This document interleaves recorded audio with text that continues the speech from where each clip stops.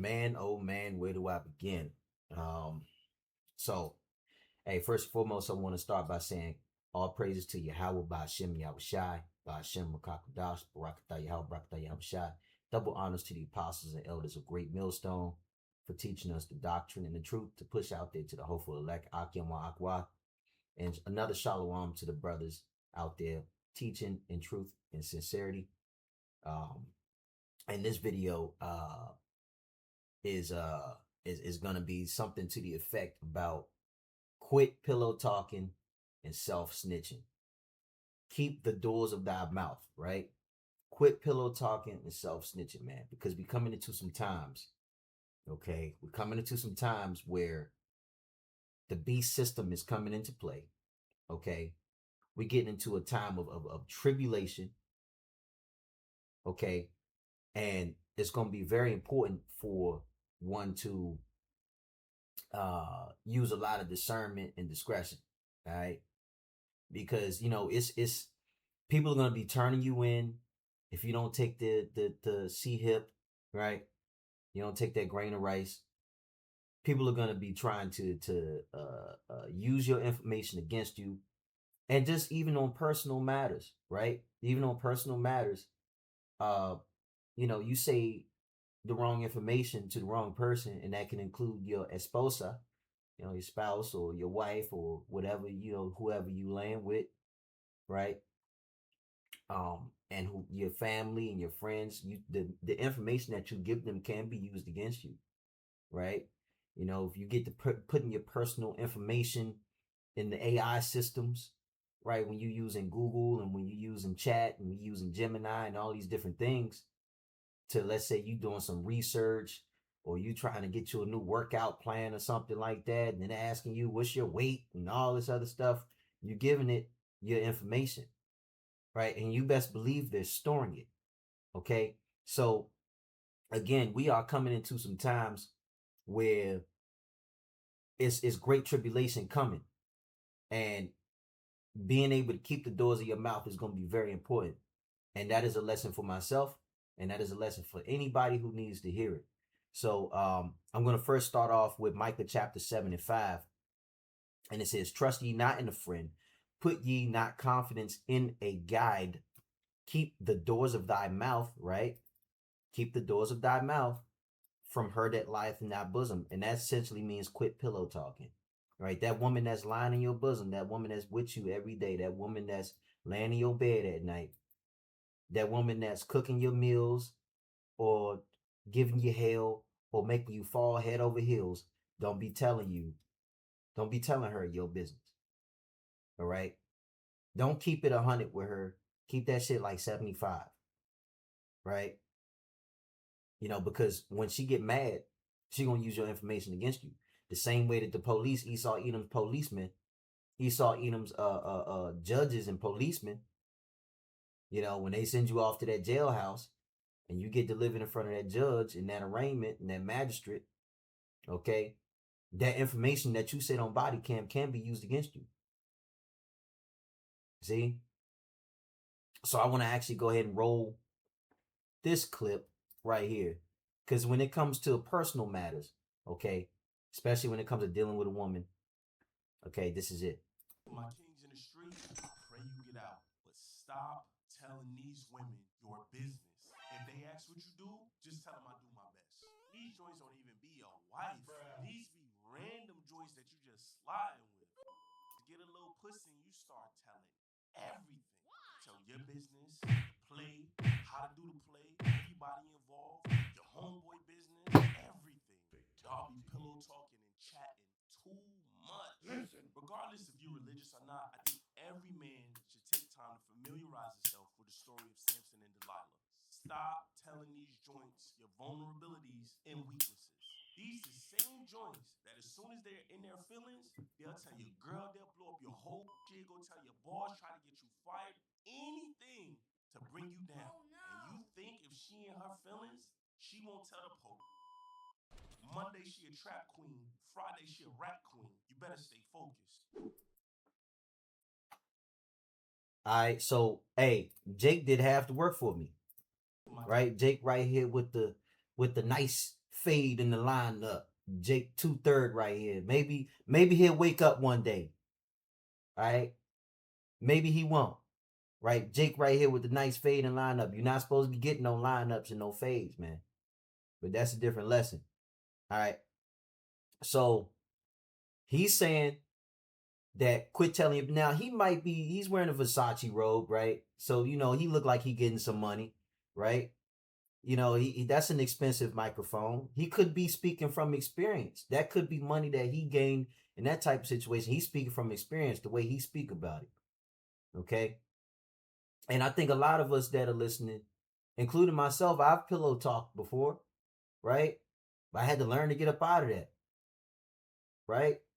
Stuff like that can really affect your situation. Now, he said something about um Samson and Delilah. And when I watched it, I was like, man, Jake did some of the work for me. So let me actually get Judges chapter 16. Okay? Right? Because Samson, he fucked that with Delilah was his little thing. She was probably a bad little thing, you know. But the Philistine government approached her. See, the same way that the government that we are in now might come, knowing that you in the truth, might come to your woman and approach her. Right? They're gonna see what her weaknesses is. And a lot of times it's four things. It's four things that the government will exploit out of you. It's four things. It'll be political motivation, ideological, it'll be family, and money.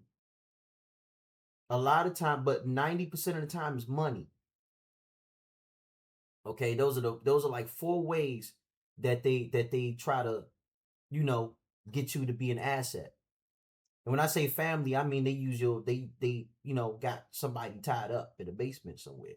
That's what I mean. So let me get Judges chapter 16 and verse 4, because I'm gonna read it. It said, and it came to pass afterwards that he loved a woman in the valley of Sorek, whose name was Delilah. Right? He fell in love with a Philistine woman living in the valley of Sorek, whose name was Delilah. Let me go back one verse, see if we get some context. Okay. Okay, no, that ain't it. Let me go back. Yeah. Let me reread it. Judges chapter 16, verse 4. And it came to pass afterward that he loved a woman in the valley of Sorek, whose name was Delilah. Right? Delilah just sound like a bad bitch. You know what I mean? Just making, just using a little bit of jest, but this is serious. It's not entertainment, okay? And I'm going to read an amplified. After this, he fell in love with a Philistine woman living in the valley of Sorek, whose name was Delilah. Next verse, right? Because actually, yeah, let me keep rolling. And the lords of the Philistines came up unto her and said unto her, entice him and see wherein his great strength lieth, and by what means we may prevail against him. And see wherein his great strength lieth. Yeah.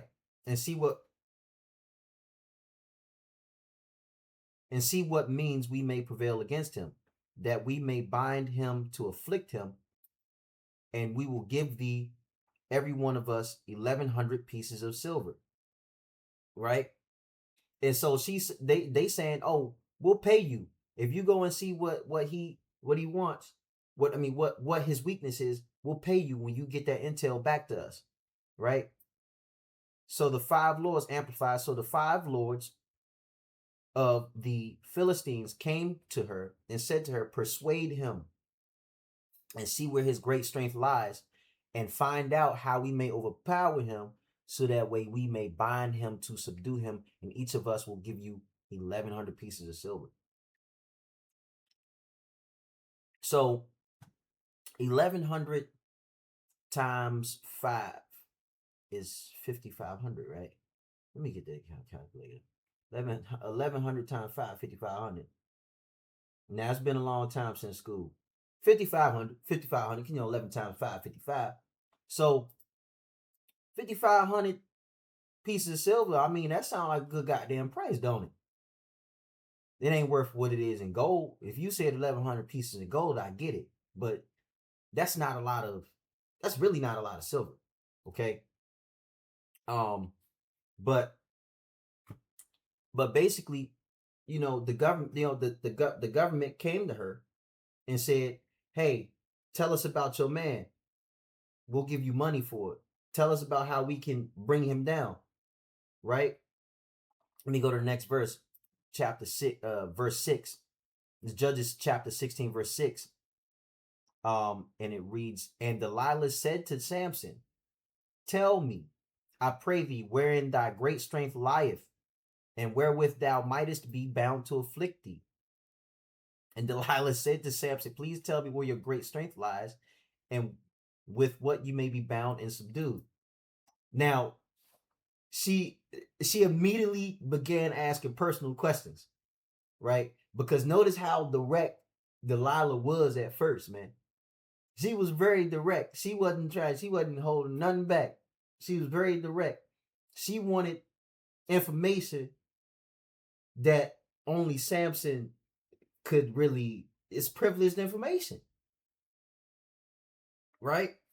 And you see how they'll go to your woman and they'll be like, "Oh, tell us about, you know, tell us about your man. We know he's Great Millstone, Chicago, Great Millstone, Detroit, Great Millstone, DC, Great Millstone, Baltimore. We know he's in the truth, right?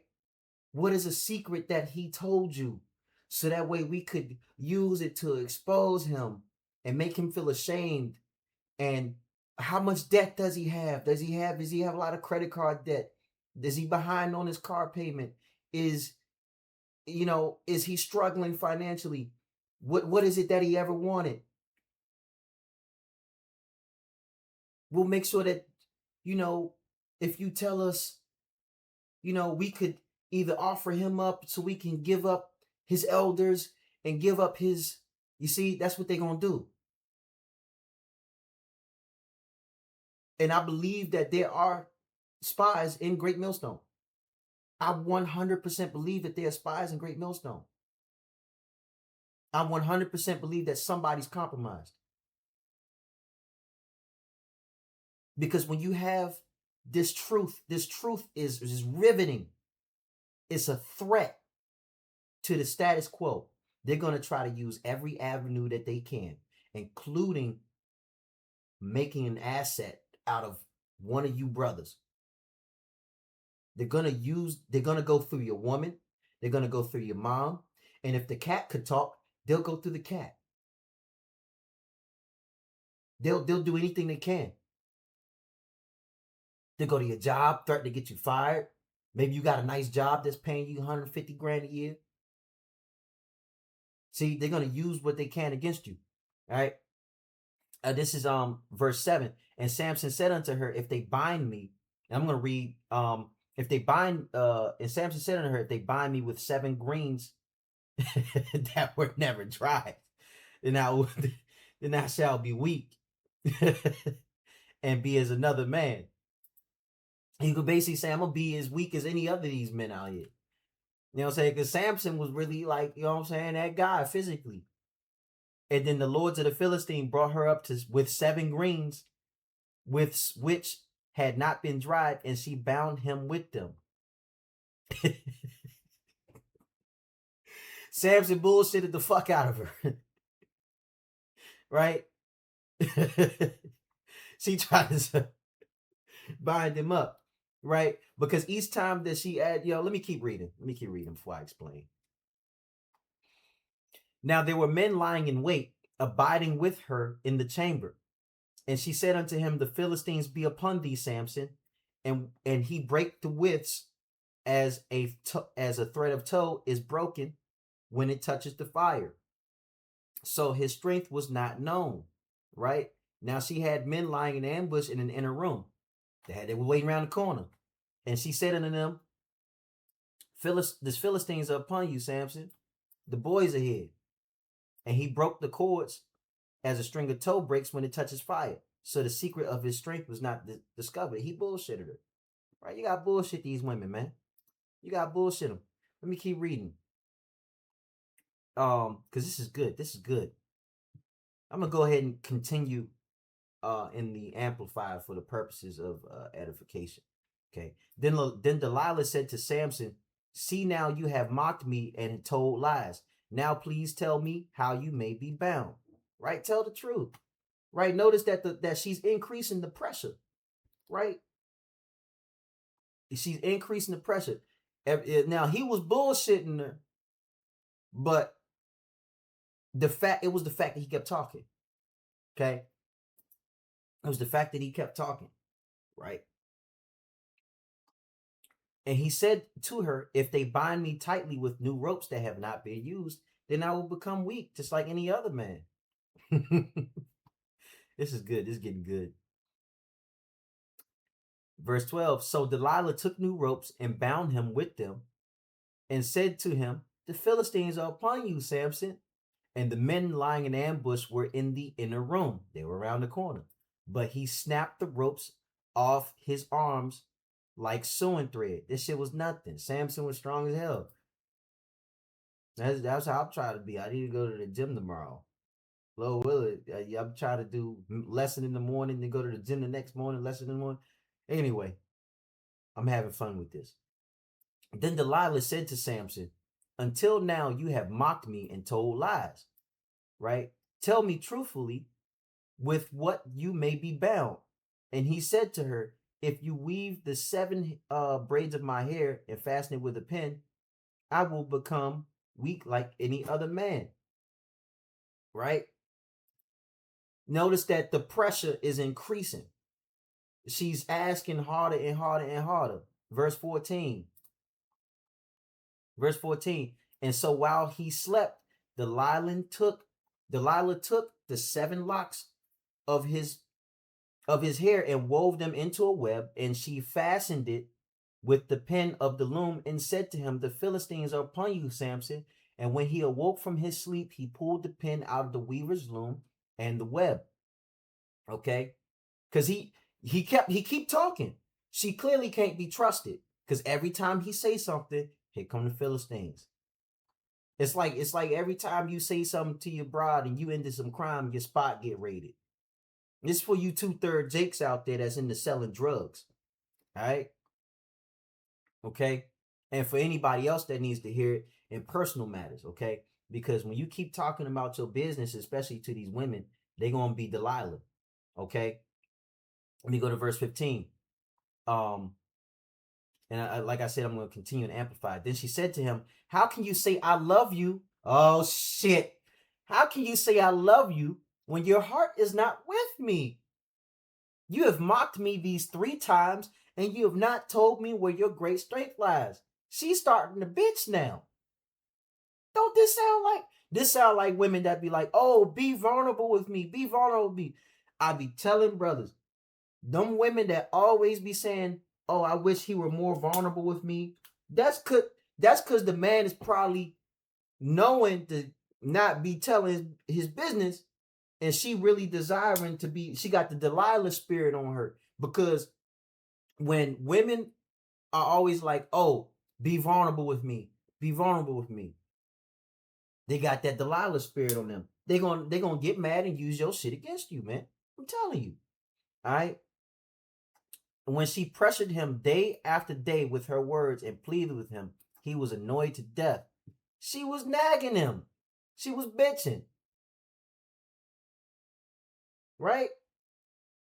She was always getting on his fucking nerves. And see, here's the turning point right here, man. Here's the turning point. No Charlie Kirk. Here's the turning point.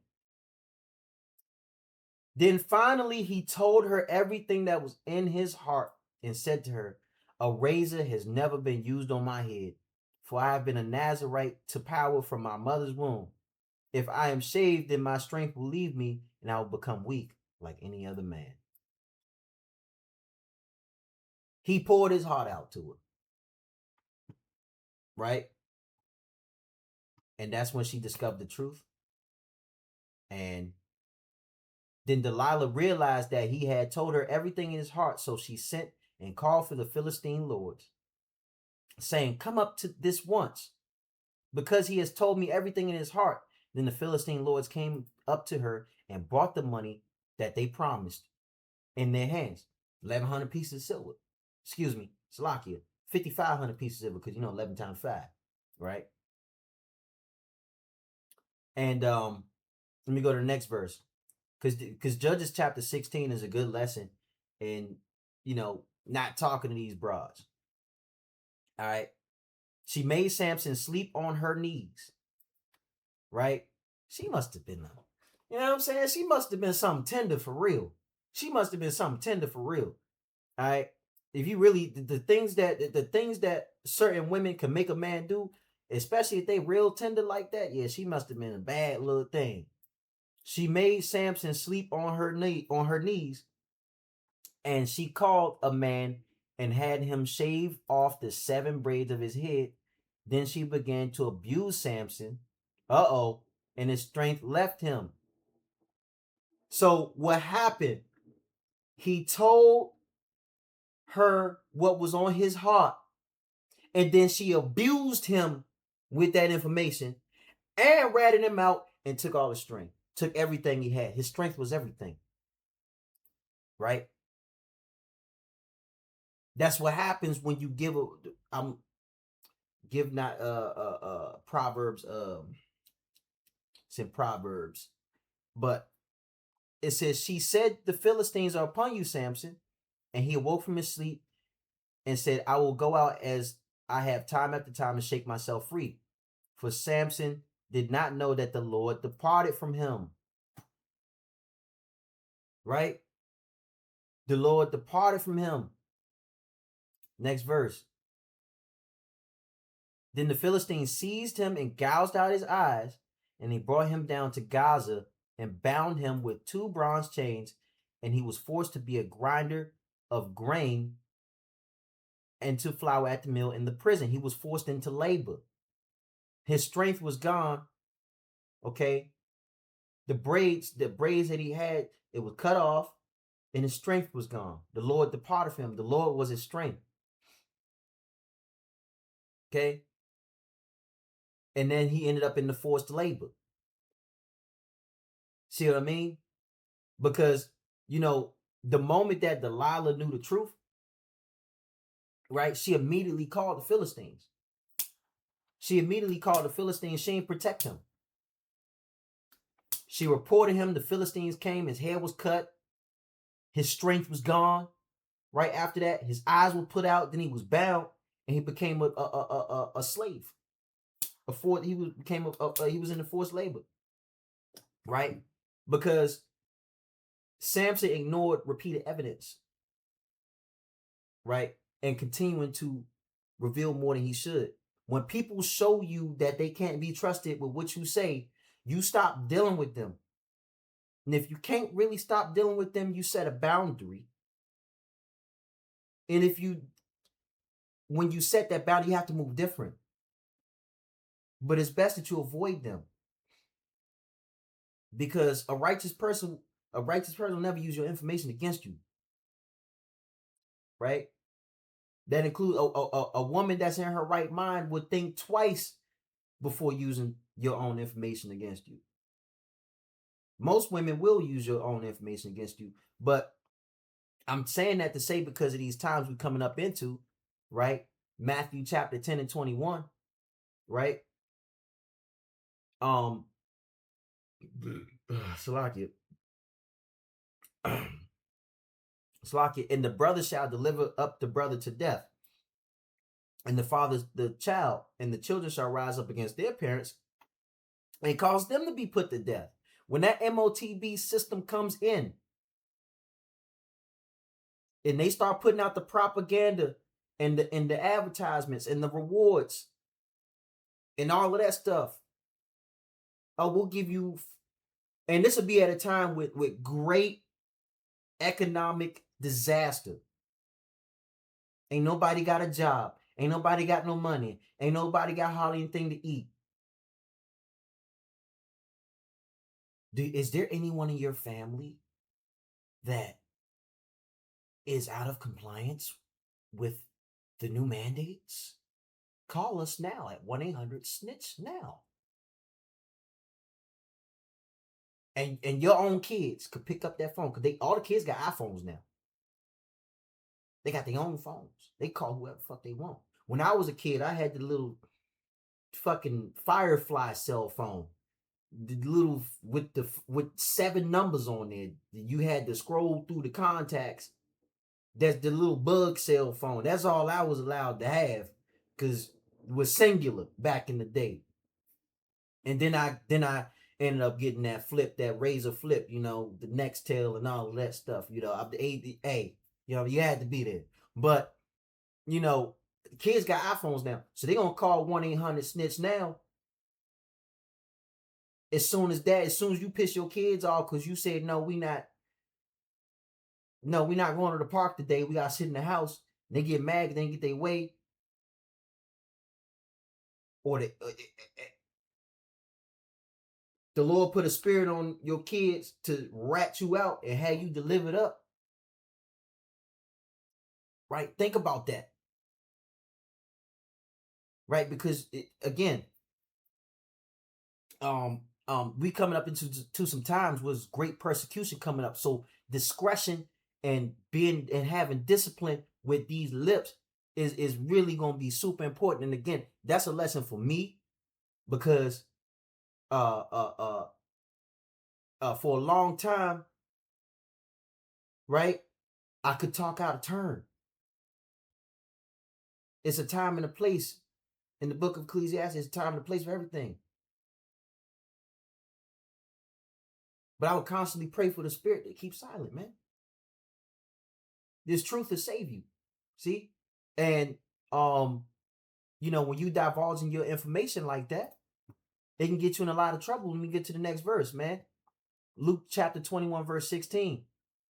But you will be betrayed and handed over even by parents and brothers and relatives and friends, and they will put some of you to death.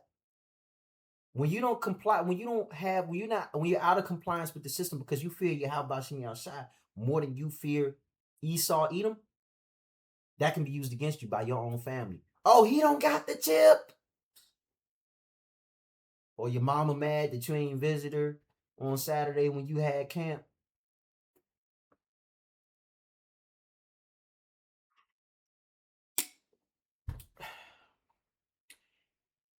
Your family is upset with you that you ain't been to the cookout. You've been missing cookouts and family reunions and funerals, and because you had the Passover and you had a feast of dedication, and you've been more with the truth than you've been with your own family, and they acting like you switched up, and they gonna say it's your fault that this country is like this.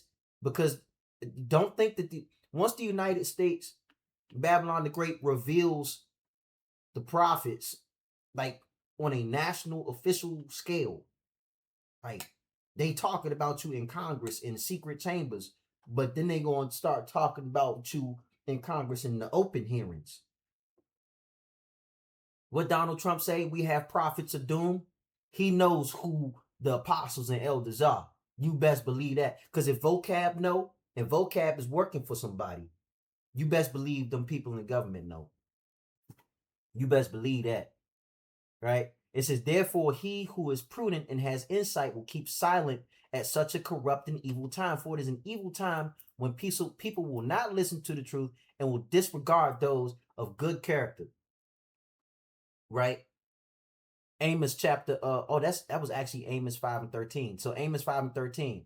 Therefore, he who is prudent and has insight will keep silent at such a corrupt and evil time, right? Because it's gonna be so bad, right? It's gonna be increasing betrayal out here, man, and persecution. It's gonna be an environment of like, oh shit, the authorities are always on my fucking tail, right? You have to use wisdom to guard your speech, and you have to use discernment about who you can trust. Real talk. And a lot of these niggas in the world ain't worth trusting. You can't trust them unless they being a direct friend to the prophets. All right? I got a clip for you right here. misconceptions of a criminal defense lawyer. Number one, that we lie all the time. So someone commented that people need to stop self-snitching, especially on social media platforms. People need to stop placing all their business on social media. The fact that you got arrested for something, no one really cares. You may think that it's bringing you some notoriety, it's bringing you some attention that you didn't get from your parents. Don't do that. Just stop posting everything about your case, about your life online. No one needs to read that. No one needs to know about your case except for you and your attorney. And that is it. People will go on there and they start posting about their case, their discovery, when they got arrested, why they got arrested, what their defense is going to be, why they were involved, why they're not involved, why they're not guilty. Now all your stuff is playing out on social media. You're getting all this attention, but guess who else is watching? The cops, the feds, the prosecutors, the investigators. Everybody's going to try to find you guilty beyond a reasonable doubt. They're looking at your social. And AI is watching you. Right? They got these flock cameras everywhere. They got access to the AI system, the mainframe. They can go. I don't like the way he looking. So they can go and to your Instagram account and your Facebook account and your Twitter account, or they call it X now. I don't have an X account, but they can go in there and they can get all of the stuff that you used to do before you was in the truth, right? And they can be like, oh, this is what he did back in 2011. He got arrested for selling drugs. He caught a weed charge. He got reckless driving. He's dangerous. He doesn't have the RFID. He's a potential terrorist. These black Hebrew Israelites, they're terrorists. Okay. This is Proverbs chapter 13, verse 3, amplified. The one who guards his mouth, thinking before you speaking, protects his life. And the one who's opened his lips wide and chatters without thinking comes to ruin. Okay? When some people really expose themselves, man, they tell everybody where they meet, who they know, what they're planning, what they're gonna do. Sometimes the enemy doesn't have to investigate because you opened your fucking mouth and you told your enemy. Your enemy could be your woman, your mama, your daddy, your fish, your cat, your turtle, your bird. Okay? And when I say a bird, I mean your whore on the side that you got. It could be anybody. Your people at work. You have to have discipline and discernment to know who to trust, because it's getting bad out here and the system is clamping down because the devil is seeking to chop your fucking head off, and best believe that he's going to use somebody to rat you out and put you in that guillotine if you don't guard your mouth. All right? Proverbs chapter 21, verse 23. Did I already get that? No, that's 13 and 3. 21 and 23. Okay? He who guards his mouth and tongue guards himself from troubles. Right? Okay? Because, again, the same principle applies. Matthew chapter 6 and 3. Amplified. But when you give to the poor and do acts of kindness, do not let your left hand know what your right hand is doing. Give in complete secrecy. Okay? Right? Even this is talking about when you give gifts, don't be broadcasting it. Don't be broadcasting it. When you giving gifts and you blessing somebody, don't broadcast it. Okay? I mean, that even still, I wanted to get, don't let your left hand know what your right hand doing. Right? Because everything don't need an audience, man. You know, you don't need to announce everything, and you don't need to publicize everything. Keep shit to yourself, man. Because the immediate context in here is more like almsgiving, is gift giving. Okay? But the principle is the principle behind it is humility and discretion. You got to use discretion, man. Okay? Be discreet. The word discretion comes from discreet. Discreet. Okay? All right. I got 2 more precepts. Matthew chapter 10 and verse 16. Because, you know, I got to head to that plantation and go make money for massa. All right. And I got to be there in 30 minutes. All right. So I got to get up out of here, but I'm having too much fun, man. Hey, the Lord gonna cover me.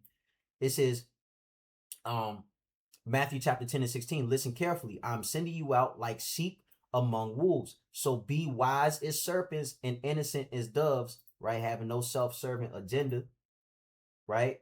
Next verse. Beware of men whose nature is to act in opposition to God, right? The devil, Esau, Edom. 2/3 of these niggas out here that believe in the system more than they believe in the Lord, right? For they will hand you over to the courts and flog you in their synagogues, right? The synagogue, the Amalekites, right? What just happened? The IDF just merged with the U.S. military. You got the National Guard walking around in D.C., walking around Baltimore, Memphis, Tennessee, wherever you want to be. You best believe the IDF is over there. All right? Here's verse 18. And you will be brought before governors and kings for my sake as witnesses to them and the Gentiles. Okay? See, because they're going to be like, oh, he's a, innocent should be. Look, this is about us, being wise as a serpent, because a serpent don't announce themselves, man. You never really hear him coming, right? Because he's teaching his, Yahweh Shai is teaching his disciples in this particular precept that innocence should be paired with wisdom, right? You got to be innocent, right? But it's saying that try to be blameless because they're gonna try to persecute you on account of this truth, which is only through the name of Yahweh while Yahweh Shai. You have to have Yahweh Shai in order to get this testimony. And you're going to be brought in front of the powers that be for the sake of Yahweh Shai. And it's going to be very important for you to use a lot of discretion to avoid that as much as possible. Because the Lord might actually bring you, the Lord will most likely bring you out of that. But just be discreet about what you. And so I'm exhort you with this, because this is when David, prayed for the Lord to guard his mouth, because he understood that the words can have lasting consequences, man. All right. And this is Psalm chapter 141 and verse 3. Set a guard, O Lord, over my mouth. Keep watch over the door of my lips to keep me from speaking thoughtlessly. Set a guard, O Lord, over my mouth. Keep watch over the door of my lips to keep me from speaking thoughtlessly. The doors of your mouth. The doors of your lips. The doors of your mouth. Micah 75. Right? It's all a puzzle piece. Okay? All right? Because, Samson he ain't lose his strength. First Samson, he lost his discernment. He knew he didn't think, oh, should I even trust this bitch? Right? She kept giving him the signs and he kept ignoring them. And he kept answering questions he didn't have to answer. And he kept the doors of his mouth until there was nothing left to guard. And with that, I hope you were edified by this lesson. Now I want to say, call Allah, Yahweh Bashim Yahweh Shai, the water Yahweh Bashim Yahweh Shai, for giving me the spirit to do this lesson. And again, double honors to the apostles, the elders, the great millstone, Adawan Ratazar. See you all in the next one. Shalom.